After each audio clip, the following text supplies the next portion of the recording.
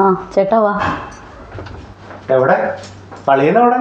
ആളാകെ സങ്കടത്തില്ല. ഷോപ്പിന്റെ partner മുങ്ങിയതിന്റെ shock ഇതുവരെ മാറിയിട്ടില്ല. ഞാൻ വിളിക്കാം. വാ. എന്താ ഈ കുട്ടികളെ പോലെ?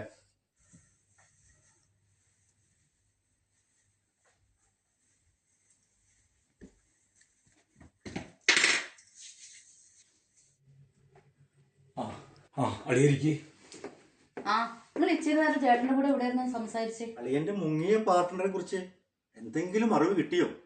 അവൻ എന്നെ ചതിക്കുമെന്ന് ഒരിക്കലും ഞാൻ കരുതിയില്ല. അത്രമാത്രം ഞാൻ അവനെ സ്നേഹിച്ചു, വിശ്വസിച്ചു, സഹായിച്ചു. ഈ കൂട്ടുകച്ചവടത്തിന് പോകുന്നതിന് മുമ്പ് തന്നെ ഞാൻ സൂചിപ്പിച്ചതാ, അറിയാത്ത പണിക്ക് പോകണ്ടെന്ന്. കേട്ടില്ല. ഇനി നീയും എന്നെ കുറ്റപ്പെടുത്തിക്കോ. അവൻ എന്നെ ചതിക്കുമെന്ന് കരുതിയിട്ടാണോ ഞാൻ ഈ സ്ഥാപനം തുടങ്ങിയത്? അല്ല, അളിയനെ കുറ്റപ്പെടുത്തിയതല്ല, പെങ്ങള് ഉള്ളിലെ ഭക്ഷണം പുറത്ത് പറഞ്ഞേ ഉള്ളൂ. അല്ല അളിയ, അളിയൻ പറയും ഞാൻ എന്ത് തെറ്റാ ചെയ്ത്? ഒരു ചെറിയ സൂപ്പർ മാർക്കറ്റ് തുടങ്ങിയതോ? അതെ, നിങ്ങൾ സൂപ്പർ മാർക്കറ്റ് തുടങ്ങിയതൊന്നും അല്ല ഇവിടുത്തെ പ്രശ്നം. സൂപ്പർ മാർക്കറ്റിനെ പറ്റി നിങ്ങൾക്ക് എന്ത് ABCD അറിയാം?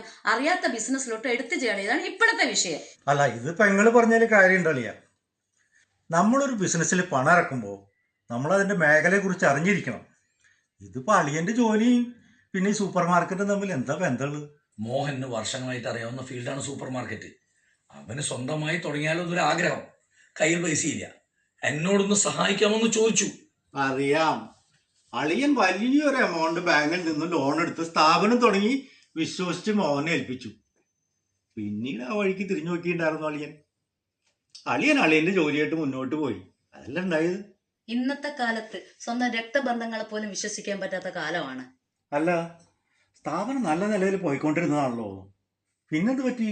കഴിഞ്ഞ ദിവസം അവിടുത്തെ ജോലിക്കാരൻ ജലം ഫോൺ വിളിച്ചിരുന്നു. മോഹനൻ കട തുറക്കാൻ വന്നിട്ടില്ലെന്നും മൊബൈൽ ഫോൺ സ്വിച്ച് ഓഫ് ആണ്.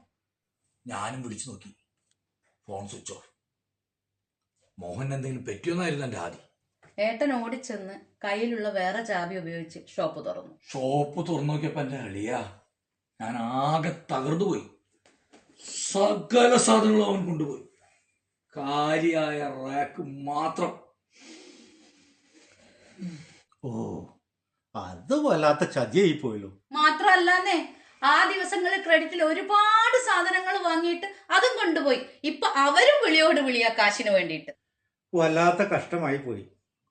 ഇനിയെങ്കിലും ശ്രദ്ധിക്കുക, അറിയാത്ത ബിസിനസ് ചെയ്യാതിരിക്കുക. 2, ഈ കൂട്ടുകച്ചവടത്തിൽ നിന്ന് കഴിയുന്നത് ഒഴിവാവുക. 3, എന്ത് ചെയ്യുമ്പോഴും ജീവിത പങ്കാളിയോട് കൂടി ഒന്ന് ആലോചിച്ച് ചെയ്യുക. പലർക്കും ഈ അബദ്ധം പറ്റാറുണ്ട്.